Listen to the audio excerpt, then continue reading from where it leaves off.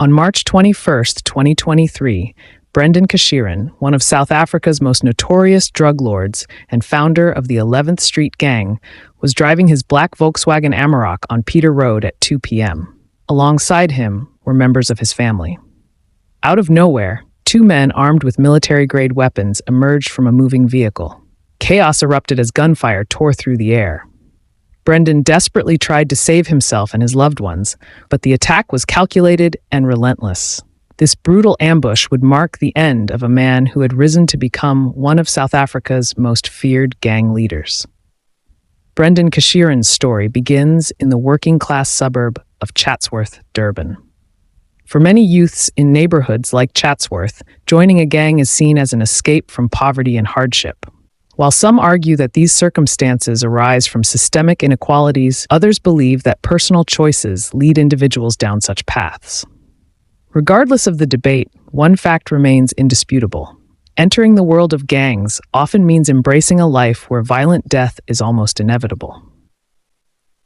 Brendan's first brush with gang life came in the early 2000s when he was working at a clothing factory.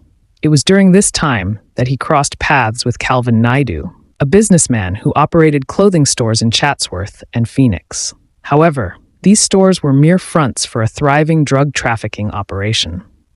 Brendan quickly became involved in Naidu's criminal enterprises, marking his entry into organized crime.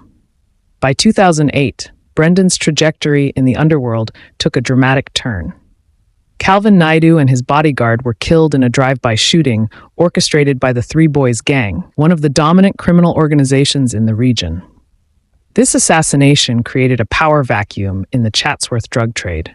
Seizing the opportunity, Brendan left the clothing business and founded a nightclub, which he used as a headquarters to expand his operations. However, Brendan's rise to power was not uncontested. The Three Boys Gang, now his rivals, were equally determined to dominate the drug trade in Chatsworth. What followed was a violent gang war that raged for 2 years, leaving countless casualties in its wake. Ultimately, Brendan emerged victorious, establishing himself as the dominant figure in the Chatsworth underworld. He then founded the 11th Street Gang, named after the street where he grew up. With his newfound power, Brendan shifted his focus to expanding his drug empire. He transformed his operations into a large-scale wholesale drug business, distributing heroin to other gangs throughout Durban. This strategic move solidified his position as a key player in South Africa's drug trade. Brendan didn't shy away from flaunting his wealth and power.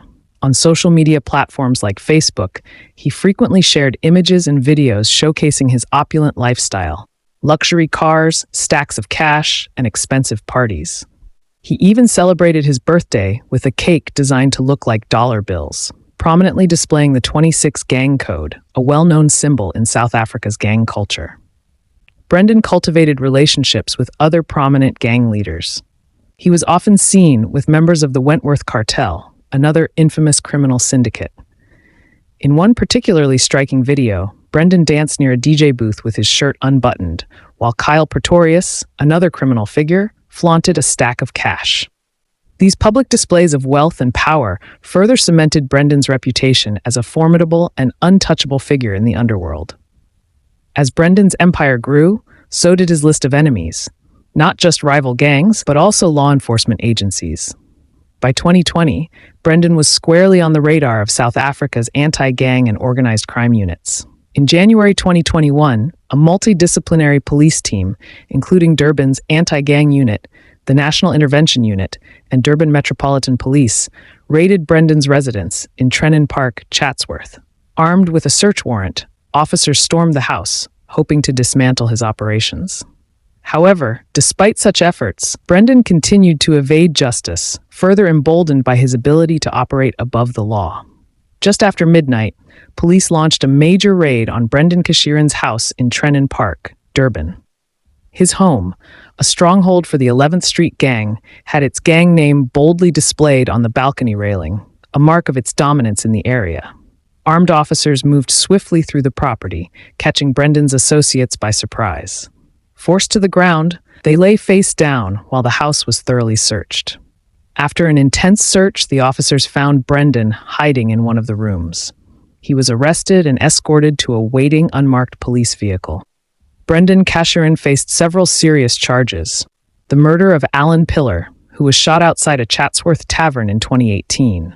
A 2008 drive-by shooting that killed Gerald Aragum. Drug possession, illegal firearms, attempted murder, and murder charges. Despite this, Brendan managed to avoid conviction. Reports revealed that he had corrupt police officers on his payroll, especially at the Chatsworth police station.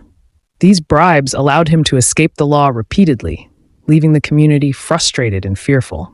Even under police investigation, Brendan showed no signs of laying low. On social media, he flaunted his luxurious lifestyle. Fancy cars, stacks of money, and even weapons were regular features in his posts. His posts not only showcased his wealth, but also taunted rival gangs and reinforced his dominance in Durban's criminal world. On March 21, 2023, Brendan's past caught up with him in a violent and deadly way. Driving his black Volkswagen Amarok with his family along Peter Road, his car was ambushed by two men armed with military-grade weapons. Gunfire erupted as over 50 bullets ripped through the vehicle. A nearby CCTV camera recorded the chaos as a white Toyota Bakkie, believed to belong to the attackers, sped away. Brendan's car, riddled with bullets, crashed into another vehicle and came to a halt. But the attackers weren't done. They returned moments later to finish the job. One of the men stepped out of the Bakkie with an AK-47 and fired more rounds into Brendan's car before fleeing the scene. Brendan's death sent shockwaves through the 11th Street gang. Without a clear leader, the gang fell into chaos. Members began fighting among themselves for control, while rival gangs like the Three Boys saw an opportunity to take over their territory. The gang's weakness allowed police to intensify raids, further breaking down their operations. However, the power vacuum didn't last long. New criminals and factions quickly rose to fill the void, continuing the cycle of violence in Durban's underworld. Brendan Kalicharan's life was a story of power, crime, and violence. He rose from humble beginnings in Chatsworth to become one of Durban's most feared gang leaders. But his ambition and ruthless nature eventually led to his downfall. While his death brought some relief to the community, it also highlighted the ongoing issues of gang violence and corruption in South Africa. Brendan's story serves as a warning that in the world of organized crime, no one stays on top forever, and the price of power is often paid in blood. If you found this story interesting, please like, subscribe, and share your thoughts in the comments. Let us know what other stories you'd like us to cover next. Thank you for watching, and see you in our next video.